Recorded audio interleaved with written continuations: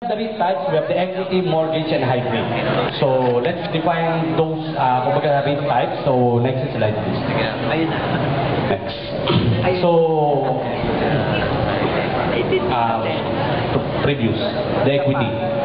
Ayan. So we have the equity REITs. So the equity REIT is purchase, own, and manage income-generating real estate properties. So kumbaga the equity REIT is the one who purchase or kumbaga nagme-may-ari or nagmamanage ng isang income-generating real estate. Like for example, hotels. So pwede siya maging part ng REITs. Ang tawag sa kanya is equity REITs. So ayan. So such as apartments, so malls, office buildings, so and other buildings. So kahit na anong building, as long as this is a real estate, so could be categorized or could apply as to be a REIT company. So equity REITs are different from typical real estate developers because they purchase or develop real estate to operate it as part of their portion instead of developing it for resale. So their purpose is, for example, they will give it to, for example, the people by, if, for example, i-rent nila for business purpose. So yun yung difference ng real estate developers. So kasi sa real estate developers, binibenta. So pag natayo na yung mga bahay, for example, so Camellia Homes, bibenta. So yung gano'n. So ang REITs kasi, maaaring yan na pinapaupahan lang, lease, yung mga gano'n. So kumbaga income generating siya, lagi siyang may income. So hindi siya kumbaga isang bagsakan na, kumbaga pag binili kasi, kumbaga wala na. So sa kanya na yun. So hindi nakikita yung company. So okay, so kumbaga since yung REITs ay maraming shareholders, so kailangan siyempre merong continuous income. So mag-generate siya ng continuous income. At paano natin magagawang mag-generate ng continuous income? By, for example, by categorizing ourselves as equity REITs is by kumbaga magparenta ka or magpa-lease ka ng properties. So equity REITs are considered superior for long-term investing. So because they earn dividends from rental income as well as capital gains from the sale of properties. So kumbaga in equity REITs, if for example the owner of REITs decide to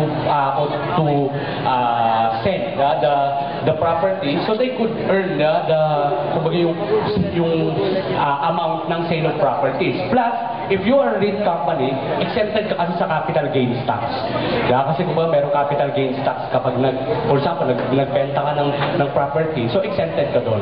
So yung mga REIT companies. So maraming taxes na exempted yung REITs like corporate tax, capital gains tax, documentary stamp tax, yung pag magpapasa ka ng share, for example, ng stocks, may tax yun eh. So exempted din dun yung REITs. Okay? So next, mortgage REITs. So mortgage REITs, part din siya ng REITs or type of REITs kasi kumbaga loan money for mortgages to real estate owners or purchase existing mortgages or mortgage-backed securities. So meaning, kumbaga, it's the one who funded, diba, for example, REITs companies. So kumbaga nag-offer for example, yung mortgage REITs, although kumbaga wala siyang property, pero kumbaga nagpapautang siya dun sa mga developers, dun sa mga for example, dun sa owners, di ba, ng REIT companies. So siya yung nagpapautang. So kumbaga part din siya ng kumbaga ng REITs. So mortgage REITs naman yung category niya. So let's say for example, Ayala Land. So kumbaga Ayala Land, so utang yan sa mga bangko. So kayo mga bangko, pwede rin sila mag-apply as, or kumbaga mga finance companies, pwede rin sila mag-apply as kumbaga part ng REITs. Kasi nga, kumbaga hindi nga sila direkta na nagtatayo ng building, hindi sila direkta na nagmamanage ng building, hindi sila yung nagpapaupa, pero sila yung nagpapautang. Okay? Sa kanila nanggagaling yung pera. So yun naman yung mortgage REITs. So their revenue is generated primarily by the interest that they earn from mortgage loans. So they could have also shareholders, they could sell stocks. So kasi, kumbaga they earn money na kumbaga tuloy-tuloy din. Kasi kumbaga magbabayad ka ng utang mo, so may interest yan. So the interest, yun ang magiging dividend ng mga shareholders. So next is hybrid, are a combination of equity and mortgage REITs.